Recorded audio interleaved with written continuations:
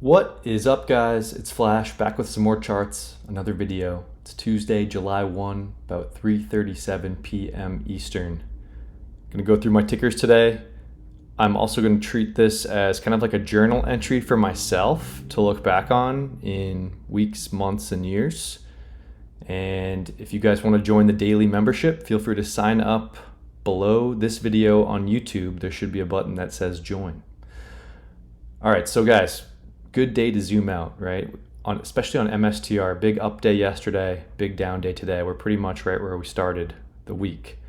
So let's just, and for myself in the future, if you're watching this, I'm going through where my mindset is right now, specifically related to Bitcoin and the power law, and maybe trying to raise what like Kush talks about, raising cash to buy more Bitcoin, right? And so I think MSTR, the Bitcoin miners, the Bitcoin treasury companies, they're all leveraged to Bitcoin, right? And so I think, if we can identify where they're going to be going up, where they might be going down in relation to Bitcoin too, hopefully we can raise fiat dollars to buy more Bitcoin, to stack more sats so that we can set our families up for a very bright future, right? This is hard, sound money growing stronger every single day, and it's represented in a power law. It's represented in the way a city grows, the population of a city, the network within a city. There are power laws found in the growth of religion, the growth of seashells.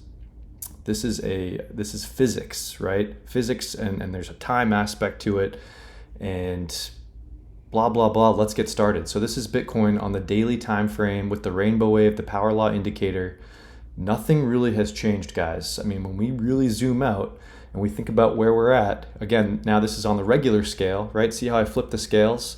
If we get a bubble phase, that's all well and good, and everyone wants to see Bitcoin go to 200, 300K. I mean, who doesn't, right? But after that happens, I think we're going to return to the power law. This core green line is the power law, right? And so typically has these bubble phases, and then it comes back down into those green zones, right? Accumulation phases, right? So we're kind of in the middle here. We're not in accumulation phase, we're not in bubble phase yet, but we're transitioning to the bubble phase, I think, right? So when we continue to zoom out on the regular scale, great, we want to ride these bubbles, and then we want to accumulate in the green. Ride the bubble, accumulate in the green. You don't necessarily have to sell the bubbles. You can if you want. We don't know always if the bubbles are going to exist, but this is the best data that we have to make decisions off of right now, right? And it's just continues. I mean, this is going to continue. Whether we have these phases or not, we're going to continue this green line. It's the way this is getting adopted through time and space. It's a finite digital asset. It's a new technology, and we're still so early. So when we add in MSTR, which is the pink line, right? Probably going to continue to follow Bitcoin just like it has in the past, right?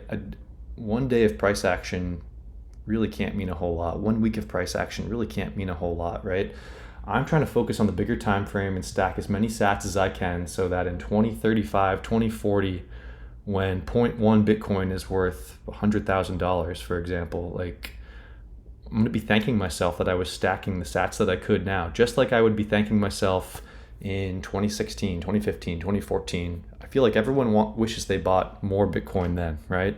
But this is just going to continue. It's the technology, right? It's I think a new mindset. And again, I'm kind of talking to myself here, but I'm also talking to anybody that may need to hear it, right?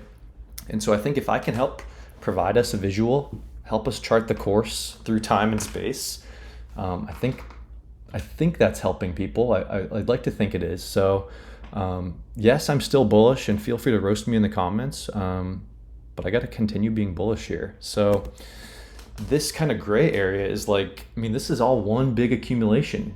It's a bigger thing. It's not a day-by-day price action. It's like you're going to be thanking yourself if this plays out and you're accumulating here as much as you can.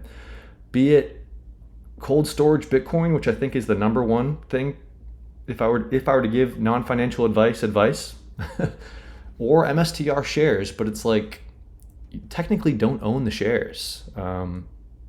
So it's just whatever you're comfortable with, right? Again, going on a rant. So when we think about M2, and yes, it could be a great tool for us, right? At certain points in the cycle. So I'm going to continue overlaying it. I'm trying to match this angle that we're rising at, Bitcoin and M2. It's probably going to differ at different parts of the year, different parts of time and space, right? So M2 correlation 61.9% the last 30, 60, 90 days average. Gold, very, very similar, 52.2%, right?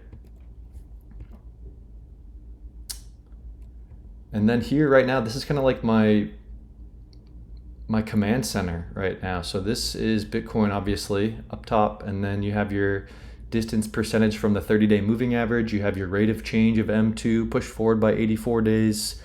You have your rate of change of gold pushed forward by 97 days.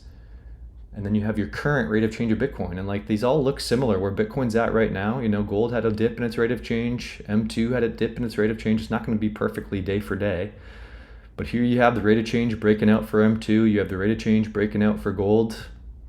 Both of these stayed above the zero line, which means price remained in a positive momentum, positive energy, positive direction, right? I think if these rate of changes start to go negative, and again, these are forward looking because they're pushed forward, and if Bitcoin begins to go negative, you can expect some negative price action, in my opinion, right? And we have a couple different indicators to gauge where we're at in real time.